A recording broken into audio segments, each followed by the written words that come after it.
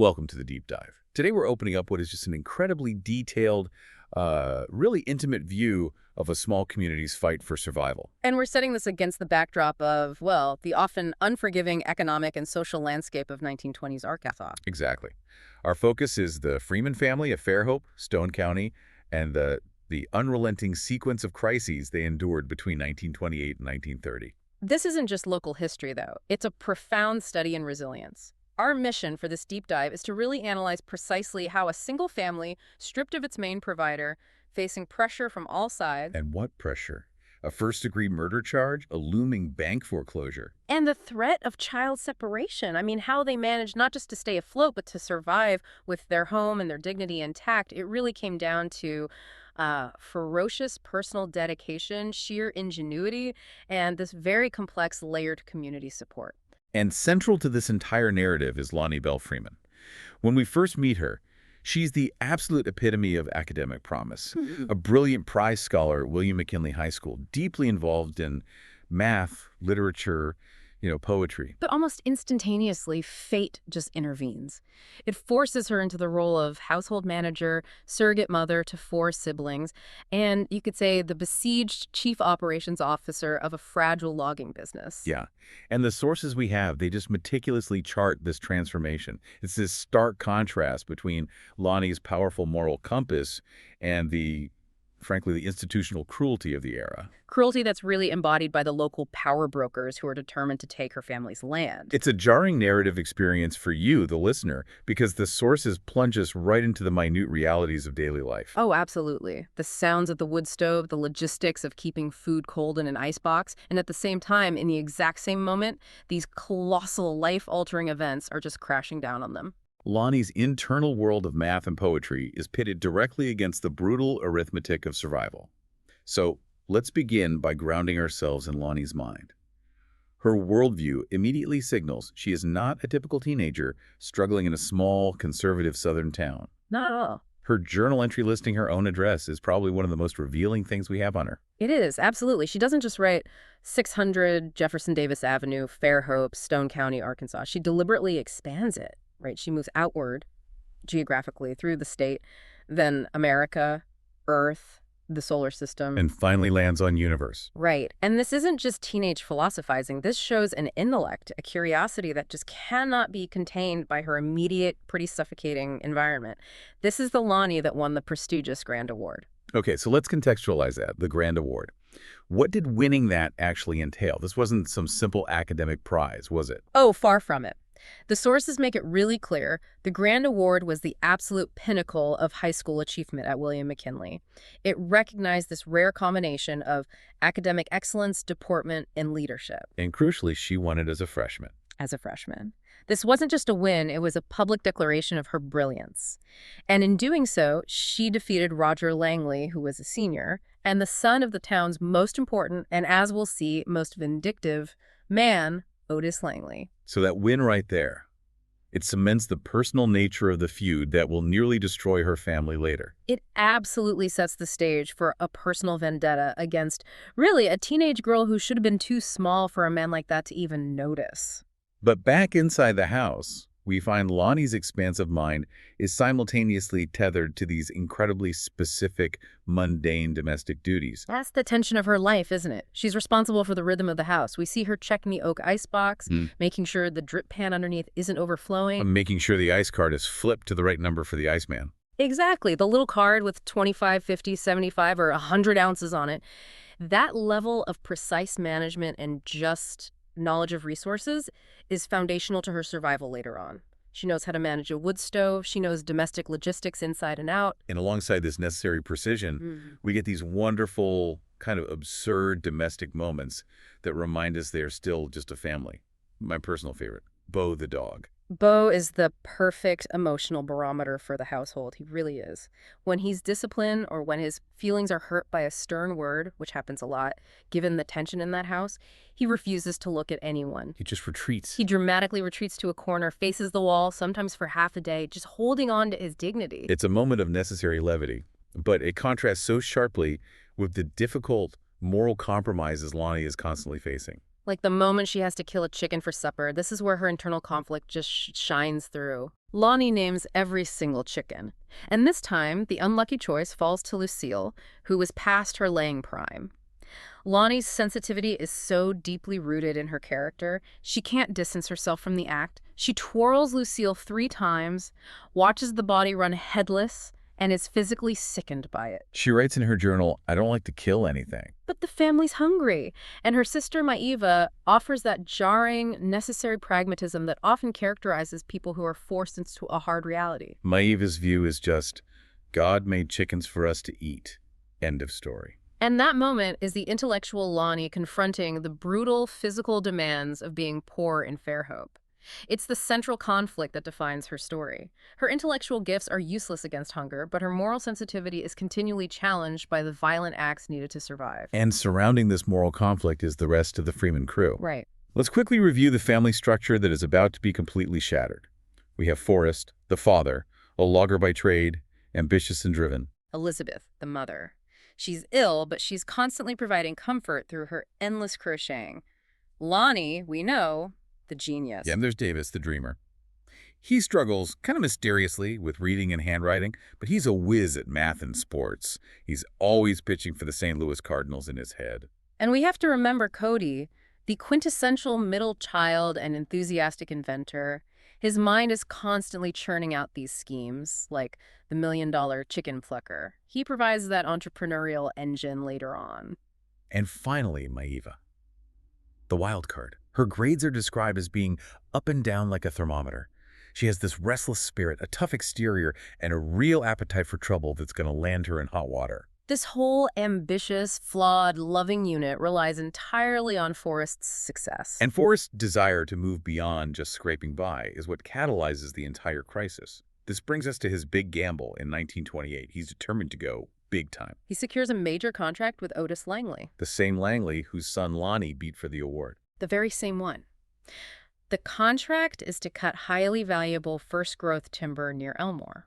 This is a massive opportunity, but it requires a massive capital investment. So he takes out a large loan from Planters Bank, which is managed by Effie Johnson, to buy all this new logging equipment.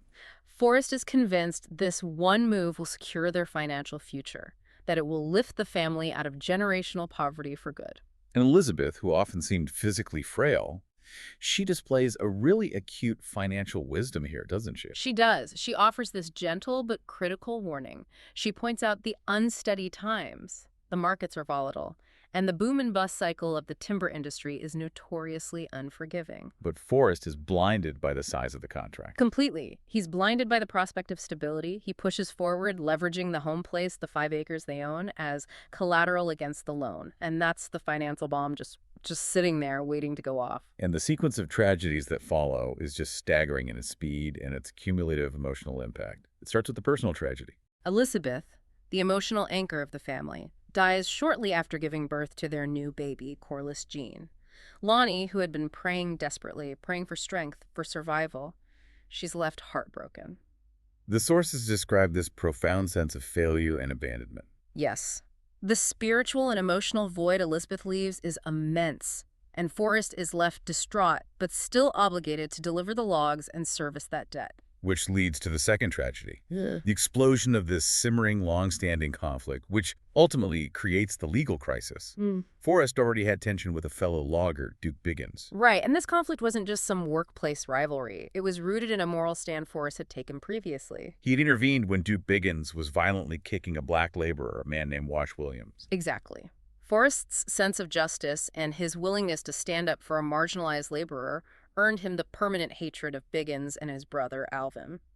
And you have to understand, in the socially segregated, racially charged environment of 1928 Arkansas, intervening for a black worker was a major social and professional risk. And this feud comes to a head while Forrest is already raw from Elizabeth's death and under immense pressure to deliver the lumber. He finds the Biggins brothers, drunk, as the sources say was usual, and they have jackknifed his brand new logging truck, half loaded with that crucial Elmore timber, right outside their shack. This wasn't just vandalism. This was a deliberate attempt to sabotage his contract. 100%. It was an attempt to make him default on the loan.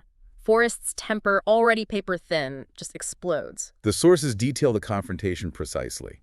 Forrest shoves Duke and enters the shack. Alvin reacts by hitting Forrest on the head with a chair, knocking him out for a second. But in the melee leading up to that, Forrest pulls his pistol, the one he carries for snakes and safety out in the woods, and he shoots Duke. Duke Biggins is killed. Forrest is immediately arrested.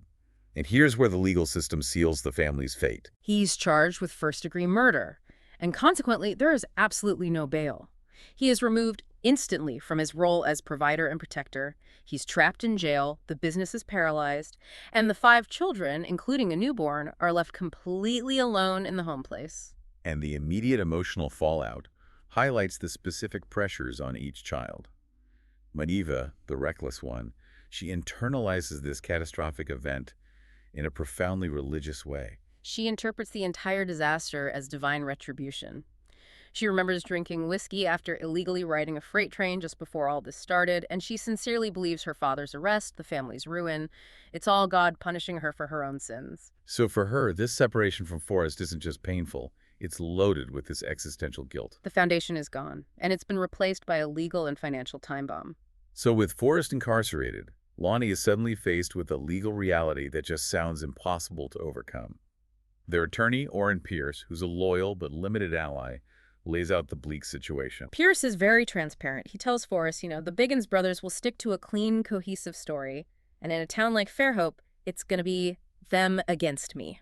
The implication being that even if the Bigginses are known drunkards and saboteurs, Forrest's action looks like premeditated murder because he had a gun. Yes. A first-degree charge is a death sentence for his freedom and his business. And Pierce emphasizes this catch-22. To have any chance at a decent defense, they need an expensive, high-powered criminal lawyer from Little Rock. But that financial outlay would instantly violate the terms of the planter's bank loan. It would trigger immediate foreclosure proceedings on the home place. So Lanie is caught in a trap where seeking justice means losing the house, and saving the house means sacrificing her father's freedom. And Lanie makes the immediate, necessary choice. Save the house, maintain the family unit, and hope for a miracle in the legal system later. And just like that, overnight, her entire world utterly transforms. Her previous life, the academic focus, the poetry, the math theorems, it's all just shelved. Gone. The source material beautifully details the grinding reality of her new parental duties. Cooking, ironing, constant childcare. She has to change Corliss Jean, teach the 2-year-old to play with a powder can just to keep her occupied and make sure the house runs. Her grades, understandably, plummet. She can't dedicate herself to her studies anymore, but the real resistance she faces is from within the family. Specifically from Maeva, who resents Lanie's sudden assumption of authority. Right. And this friction culminates in that unforgettable burnt roast incident. Oh, yes. Lanie, exhausted, cooks a roast that is just ruined, and the siblings complain bitterly. When Forrest, who is likely permitted a brief visit to organize the kids, presses Maeva about not helping Lanie. Maeva just fires back, "She ain't my boss." Yeah. And that's the moment the family unity really cracks. It is. And this prompts Forrest to implement the family's new survival mantra, pull together. He dictates the new, rigid labor division. Lanie keeps the high-skill tasks, cooking, ironing, and financial oversight. And Maeva, to punish her rebellion and instill some responsibility, is assigned the dreaded task of washing all the diapers for Corliss Jean. This shifts their conflict into collaboration, however grudging it might be. And the emotional weight of this new, strained unity is symbolized perfectly by the family pet, Bo. It's just a perfect narrative beat. They're trying to eat this burnt, inedible roast, and they're tossing pieces to Bo, a dog who's usually obsessed with food. But even the dog, sensing the profound tension and sadness in the room, just retreats to the corner to face the wall. The external stress has permeated their domestic reality so thoroughly that even the dog can't enjoy the scraps. But surviving requires more than just managing a burned dinner. They need cash flow, and they need it fast. The logging business, Forrest's huge investment, is their only hope of servicing that massive banknote. Right. But how do you run a logging crew when the owner is in jail? This is where the depth of community support, which Forrest earned with his previous moral actions, becomes so critical. It really does. Madison Jones, the respected black pastor in Fairhope, and his son Bascom, who worked for Forrest, they step up. Okay, we need to expand on this. In the context of 1920s Fairhope, why would Madison Jones and his family risk getting so involved in a white man's business, especially when the crisis stemmed from a confrontation where Forrest defended a black laborer? That's the key. Forrest's willingness to defend Wash Williams was not forgotten. It transcended the rigid racial lines of the time and created this powerful, reciprocal bond of loyalty. So Madison Jones and Bascom propose an operational rescue. They do. They suggest hiring Bascom's brother, Luke, and his sister Fanny's husband, Josh Simpson, to run the 2 extra trucks Forrest had just bought. That is a brilliant arrangement. It uses the collateral, the expensive equipment, to generate income instead of letting it sit idle. And it relies entirely on the multiracial crew's loyalty and skill to keep the payments running. It's a testament to shared economic survival in a town where that kind of cooperation was essential, but also socially very risky. This logging income is then supplemented by the children's own entrepreneurial efforts, led by Cody, the resident inventor. Which leads to the formation of the now legendary Outhouse Gang. Let's talk about Cody's brilliance here. He's not inventing some fantastical machine. He's focusing on extremely localized market necessity. That's it. Hyper-localization and practicality. Cody, the math and money mind, comes up with the padded outhouse seat. It's practical, a little indelicate maybe, but perfectly suited for the discomforts of rural Arkansas in the late 1920s. His reasoning is sound. Fairhope has about 500 houses, most with 2-hole outhouses. That's a potential market for 1,000 seats. He designs a prototype and gets to work. And this isn't just a funny anecdote. It represents a diversified income stream. Yeah. It proves that the Freeman children are actively generating their own money through hard physical labor Junk collection, bottle returns, the outhouse seats. to stabilize the family finances. Every single penny earned from these side hustles goes into their improvised financial mechanism, the coffee can saving system. Which is decentralized and hidden, necessitated by their distrust of the bank and the constant threat of Otis Langley trying to seize their assets. The monthly pressure is agonizing, and we get this one moment where Lanie counts the cash and they come up critically short. They're short $4.50. In 1929, that is a substantial, devastating shortfall. Maeva is reduced to despair. She believes the foreclosure is imminent, that this confirms her fears of divine punishment. But Lanie, drawing on her intellectual optimism and maybe a bit of inherited faith, declares, God is going to do a miracle. And the money appears, miraculously, in a mason jar left on their porch the very next morning. The family is convinced they have been visited by the angel of Fairhope.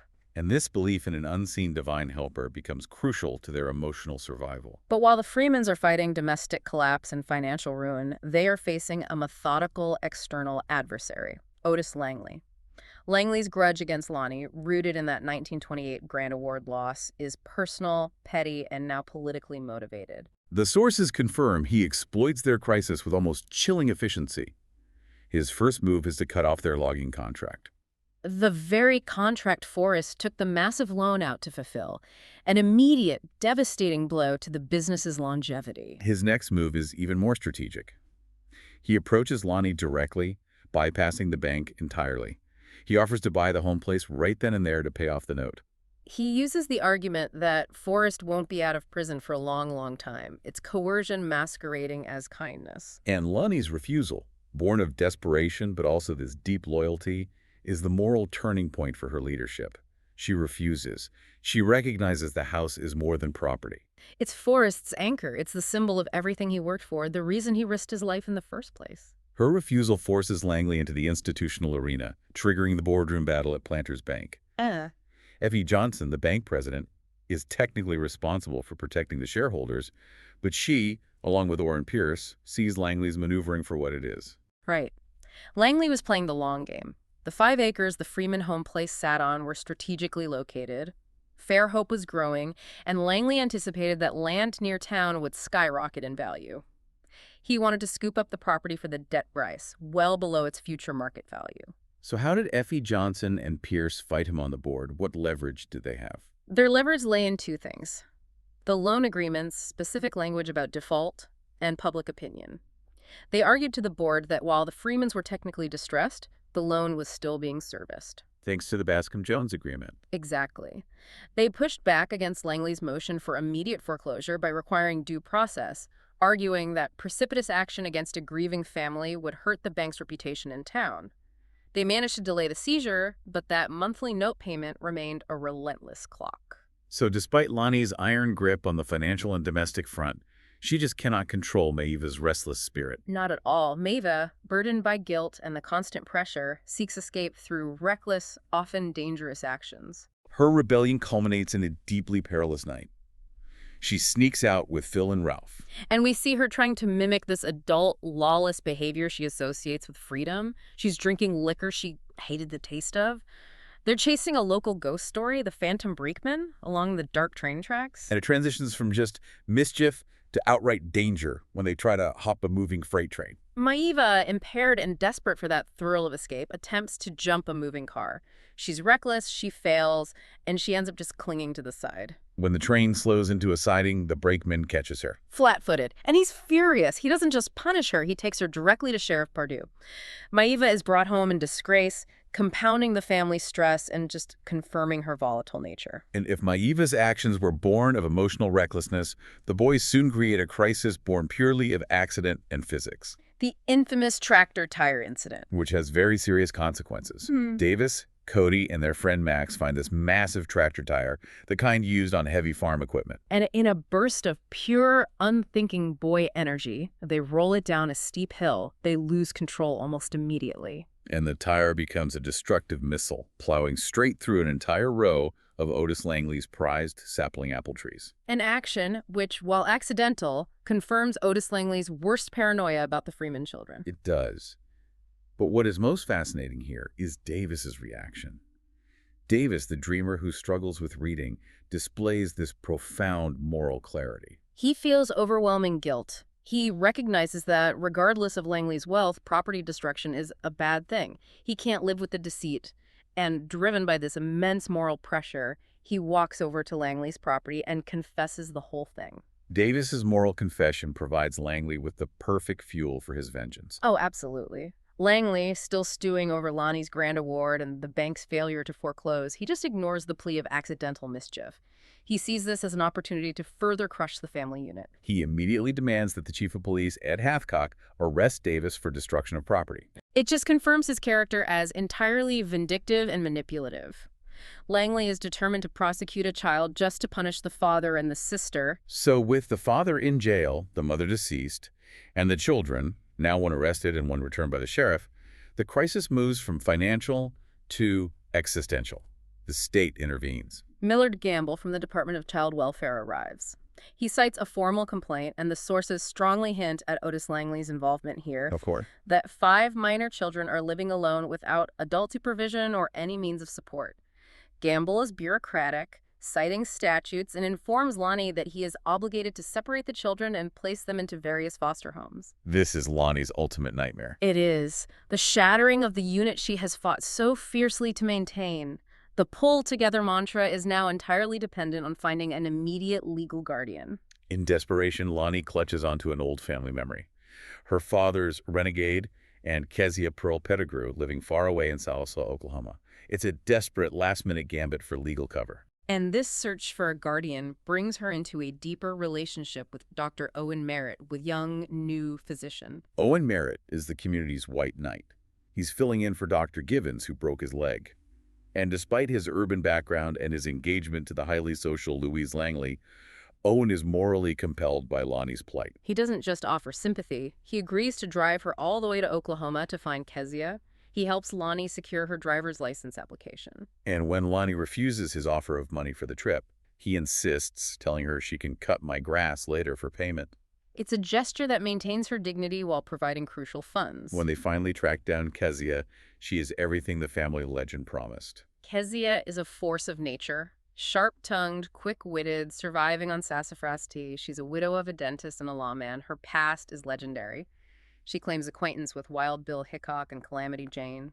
She's a true survivor of the Oregon Trail. And she is initially resistant, declaring she can't stand young'uns. But Lanie's appeal, recounting the complete list of horrors, Elizabeth's death, the murder charge, the constant financial threat, and the looming state separation, that convinces Kezia.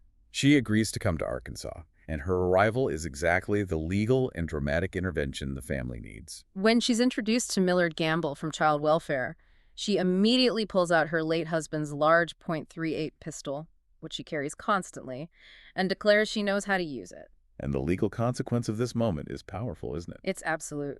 Gamble arrived expecting to find an abandoned household run by children. He finds, instead, a pistol-toting widow who is face down the Wild West. Kezia, by her mere presence and her demonstrable capacity for defense, immediately meets the legal definition of responsible adult supervision. Her arrival, legally and dramatically, blocks Gamble's immediate threat to separate the children. The Freemans have one crucial breathing room, defended by a woman who is essentially a living anachronism. With the existential threat of separation temporarily neutralized, Lanie has allowed these brief moments to return to her inner life, a life she expresses most clearly through her poetry. Poetry is Lanie's coping mechanism. It's her way of processing the immense biblical and emotional turbulence of their crisis. Her teacher, Eda Marie Dunsmore, taught her the craft of dramatic monologues, of inhabiting complex, often morally conflicted characters. And we see Lanie writing from the perspectives of biblical figures like Herod and John the Baptist, grappling with themes of justice, power, and faith. And there's a profound irony in one of her other major works, her poem on butcher knife Annie's loneliness, titled The Secret. Yes, she's exploring crushing isolation and desperation in that poem, connecting intuitively with a woman whom the rest of the town avoided. It demonstrates Lanie's unique empathy. She could see the deeper human story beneath Annie's rough exterior, even before the pivotal revelation. Lanie's life, though, is rapidly becoming dominated by the men around her, and her relationships are getting very complex, especially with Dr. Owen Merritt. Owen is a pillar of support, financially, emotionally, and physically. He's driving her to the prison, signing her papers. He treats her with immense kindness, but he is fundamentally inaccessible. Right, because of his engagement to Louise Langley, Otis's daughter. And Louise Langley is the perfect antagonist for Lanie in the social sphere. Rich, spoiled, entitled, and immediately jealous of Owen's professional concern for Lanie. But the sources reveal Owen's true integrity during this time. When Louise attempts to forbid him from taking Lanie on that crucial trip to Sallisaw. He confronts her fiercely. He states that his professional duty to care for his patients and their families, regardless of their social standing or wealth, or the opinions of the uppity folks like the Langleys, comes first. He chooses his professional and moral code over social convenience, and Lanie witnesses this. The emotional climax of this period, however, comes on Lanie's birthday, with the revelation of the Angel of Fairhope. It's the ultimate realization that the miracle was human, not divine. Butcher Knife Annie, the rough, reclusive old woman, the same woman Davis had hit with a pear and whose loneliness Lanie wrote about, is revealed as the angel. Tell us how Annie confesses and what this sacrifice truly meant for her. Well, Annie, driven by the unexpected kindness the Freeman children had shown her after the pear incident, treating her with humanity when no one else would, she used her last $4.50, money she earned collecting bottles and junk, to pay their shortfall. Wow. She literally sacrificed her own resources, her own meager security, because the Freemans' kindness had made them the only family she had left. It transforms her from a subject of Lanie's poetry into a central figure of their survival story. It just perfectly illustrates the fierce, localized, mutual aid that often underpinned community life in that era. So despite the presence of Aunt Kezia, the monthly payments continue to grind Lanie down. The ultimate test arrives on March 26th, the day the bank is scheduled to formally foreclose. And the children have packed. They're resigned to moving into a dilapidated shack near the stockyards. The emotional tension is just immense. Breakfast is silent. Lanie is preparing for the failure she fought so hard to avoid. And then, the highly anticipated but entirely unexpected intervention arrives. Two unexpected allies show up. Elspeth Patton, the compassionate local newspaper editor, and Otto Franz, a St. Louis antique dealer. Miss Patton had visited the home before and noticed some specific items. Exactly. They're there to assess the true worth of the Freeman family's old furniture. This is where the ancestors step in to save the family. They examine the furniture, particularly the rare clock over the mantel and great-great-grandmother's desk, which had been hidden away in the barn loft. Why were these pieces so valuable? What did they represent in terms of historical worth? Well, these items weren't typical country furniture. The sources describe them as rare antiques, likely brought by the great-great-grandmother on a difficult journey and preserved due to their sturdy quality and rare craftsmanship. Otto Franz recognizes the specific type of wood and period design that was highly sought after by wealthy collectors in St. Louis and Chicago. And this sale is astounding. Yeah. What was the final figure realized for the junk that Maeve was tired of looking at? The furniture and stored items sell for a staggering $7,000. $7,000. To put that in context, Yeah. in 1930, that was enough to buy a modest home several times over. For a family whose entire financial survival hinged on $4.50, this was an unimaginable fortune, provided entirely by the hidden history and material wealth of their ancestors. Lanie acts immediately. She takes the check directly to Planter's Bank, marches up to the counter, and pays off the entire loan and mortgage in one lump sum. The banknote, the ticking clock, the instrument of institutional pressure that Effie Johnson had been fighting so hard to slow down is neutralized instantly. The mortgage is canceled. The power of Otis Langley, which relied on the Freemans' debt, is entirely removed. And the community response is just overwhelming. It's described as a moment of profound, town-wide spiritual and civic unity. The town celebrates the Freemans' deliverance. They hold joint Thanksgiving services across multiple denominations: Baptist, Methodist, Episcopal, Pentecostal, and notably, the Colored Church, led by Reverend Madison Jones. The family's fight had become a symbol of shared human resilience against economic oppression. That's right. So with the financial threat gone, Aunt Kezia transitions from being the family's legal defense to their moral and social guide. She becomes Lanie's accidental dating coach. She does. Kezia, with her hard-won wisdom from life on the frontier, advises Lanie to let him dangle, referring to her burgeoning suitors. She shares anecdotes from her past, like how she prayed constantly for her first husband, Jediah, and how she met her second, Calvin Butterworth, to encourage Lanie's practical faith and sense of self-worth. Kezia is teaching Lanie to value her independence above immediate security. And this independence is about to be challenged by two very different men, offering two very distinct futures. Let's analyze the two suitors vying for Lanie's attention. Okay, first we have Dr. Owen Merritt. He represents stability, kindness, professional status, and entry into the respectable, wealthy upper echelons of Fair Hope society. But that path is complicated by his continuing engagement to Louise Langley and the implicit requirement that Lanie would be associating with the very world, the uppity folks, that she has come to despise for its cruelty. And then second, you have Roger Langley, the rebellious son of the man who tried to ruin them. Roger represents shared moral conviction and rebellion. He'd struggled with his father's actions throughout the crisis, and after a final, explosive fight with Otis over the foreclosure attempt, Roger leaves home entirely. He's sympathetic to Lanie, and choosing him means choosing a path of instability, but one where Lanie wouldn't have to compromise her anti-establishment values. It's a choice between a comfortable, compromised life and a difficult, morally congruent one. Exactly. But Lanie's immediate focus remains fixed on her father. The financial success allows the family to visit Forrest in prison, showing him the canceled mortgage. This visit is pivotal. Not only do they confirm the house is saved, but Lanie shares even more vital news. Attorney Pierce reveals that Dr. Merritt's brother, Dave, who is a policeman in Los Angeles, has begun seeking a missing witness from the shooting, a woman named Thelma Mays. And Thelma was apparently in the room during the confrontation and could potentially confirm Forrest was acting in self-defense. This news gives Forrest renewed faith. The financial miracle is now followed by the possibility of a legal miracle. It connects their fight for home to their fight for family. Forrest, seeing that canceled mortgage and hearing about the missing witness, is revitalized. He realizes the family's grit and the community's support are indeed part of a profound working miracle. And the deep dive concludes with Lanie back in her room, stroking her cat, Captain Brown, and just reflecting on the challenges that still remain despite their deliverance. She is still the head of the household, burdened with immense responsibilities, securing Forrest's freedom, finding a way to address Davis's specific reading problem, which still mystifies them. And managing Maeva's underlying volatile nature. The fight is far from over. But her final thoughts turn, once again, to romance and her own future identity. She contemplates the two potential paths laid before her, becoming Mrs. Lanie Belle Langley or Mrs. Lanie Belle Merritt. This is Lanie recognizing that her identity, forged in fire and struggle, will now be defined by the man she chooses and the world he represents. Her choice is about whether she seeks security or fidelity to her own hard-won morality. So the synthesis of this deep dive is clear.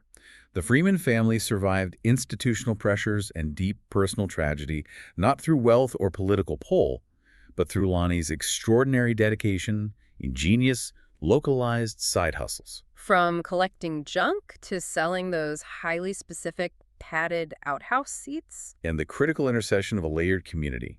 Lanie's transformation is monumental, She moved from an intellectually focused schoolgirl to the resilient, moral, and economic anchor of her entire family and community. She's no longer defined by her age or her school achievements. She is the head of the house, and she successfully defied the forces that sought to erase her family. The sources leave us with Lanie under the silver moon, contemplating these two divergent futures. She has fought so hard for the independence of her family, choosing to save the home place over seeking immediate justice for her father. So we ask you to ponder. Given the choice between the status and potential compromise offered by the doctor, Owen Merritt, or the shared struggle, the anti-establishment ethos, and the moral conviction of the rebel, Roger Langley, which path will truly allow Lanie, who has fought so fiercely for her independence and intellectual freedom, to finally fly away from her old town as she once dreamed she could on the Ferris wheel and define her own destiny? It is the choice between stability and self-determination.